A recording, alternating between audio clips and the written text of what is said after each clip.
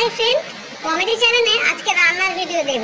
কেন বলো তো, এই প্রথম তো আমি রান্না করছি, তাই খাওয়ার যোগ্য হয় কিনা তোমাদের সঙ্গে শেয়ার করলাম। কেমন, তোমরা কিন্তু দেখো। ফার্স্ট তোমরা তো দেখতেই পাচ্ছ, কড়াতে তেল দিয়ে দিয়েছি। তেল দিয়ে মাছ দিয়ে দিলাম, কেননা একটু অল্প করেই মাছ রান্না করছি, যদি খারাপ হয় যাই হোক অল্প করে হোক। আর কালকে সোমবার, কালকে কিন্তু আমাদের ঘরে নিরামিষই হবে। আর এই পাশে গ্যাসটা কেন জ্বলছে, দু রকমের ডাল দিয়ে, নারকেল দিয়ে, মাছের মাথা দিয়ে ডাল করা হবে, তাই জন্য দেখি না কেমন হয় টেস্টটা। মাছটা ভাজা হয়ে গিয়েছে, দুদিকে কড়া বসালাম, কেননা 1টা বাজে, 2টোর ভেতরে নাকি রান্না কমপ্লিট করতে হবে। যাই হোক মাছের মাথাটা ভালো করে ভেজে নিলাম, কেননা মাছের মাথাটা একটু ছোট সাইজ, ডালটাও কম, সেরকম বেশি নয়, ওই 50 গ্রাম কি 100 গ্রাম হবে মনে হচ্ছে, আইডিয়া।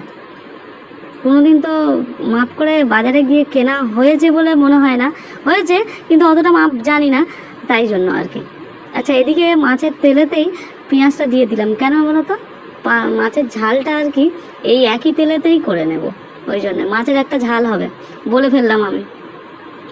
পেঁয়াজ দিলাম, আদা রসুনও দিয়ে দিলাম, দিয়ে ওটা একটু জল ছাড়ুক, ততক্ষণ আমি অন্য কিছু কাজ করে আসি, কেমন? আচ্ছা, কিছুক্ষণ পরে দেখলাম যে জল ছেড়েছে পেঁয়াজের, ওই জন্য আলুটা দিয়ে দিলাম। আলুটা ভেজে নিলে আগে ভালো হতো, কিন্তু ভাজা হয়নি। নুন দিয়ে একটু রেখে দিলাম, ঢাকা দিয়ে দিয়েছিলাম, হ্যাঁ ঢাকা দিয়ে তারপর এইদিকে সাদা তেল দিয়ে নারকেলগুলো দিয়ে দিলাম, কিছুটা হলুদ দিলাম একটুখানি, নারকেল আর হলুদ দিয়ে সাদা তেলে ভাজতে ভাজতে একটু আদা দিয়েছিলাম, একটু জিরে দিয়েছিলাম, কাঁচা লঙ্কা, পেঁয়াজ দিয়ে ওটা একটু যখন ভাজা ভাজা হয়ে গেল, তখন ডালটা দিয়ে দিলাম। ও, মাছের মাথাটাও দিয়েছিলাম, মাছের মাথা দিয়ে ভেজেছিলাম। দেখলে তো, মানে যখন আমি ভয়েসে বলছি তখনই কিন্তু ভুল হচ্ছে, তার মানে রান্নার সময় কত ভুল হয়েছে জানি না, তোমরা হয়তো দেখলে ধরতে পারবে। এইটা হচ্ছে মৌরি গুঁড়ো, আমি মৌরি গুঁড়ো দিয়েছিলাম। তারপরেই আর কি ডালটা দিয়ে দিলাম, ডালটা দিয়ে একটু মাছের ওই তরকারিটার দিকে চলে যায়, তাই ভাবলাম এবার মশলাগুলো দিয়ে দিই।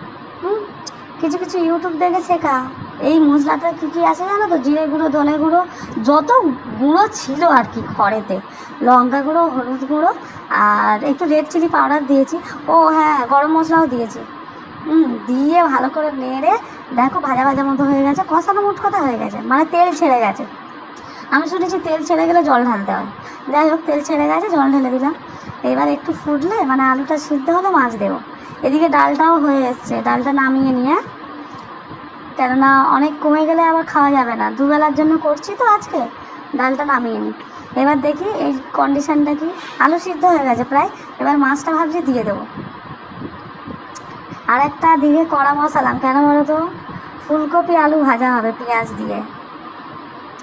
ফুলকপির অনেক দাম এখন, কিন্তু তাও নাকি খাওয়ার ইচ্ছা হয়েছে। যাই হোক ফুলকপি আলু ভাজাটা হোক, এদিকে মাছটা দিয়ে দিলাম আমি। মাছটা দিয়ে একটু ফুটে এলে, মানে জলটা শুকোলেই নামিয়ে নেব।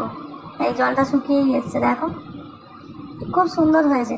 যাই হোক গে, এদিকে ফুলকপিও সিদ্ধ সিদ্ধ ভাব, এখানে একটু ঢেকে দিই, দিয়ে বসানো থাক। এদিকে কড়াই তেল দিলাম, কেন বলো তো, শুক্তো বানাতে হবে, মাছের তেল এনেছে।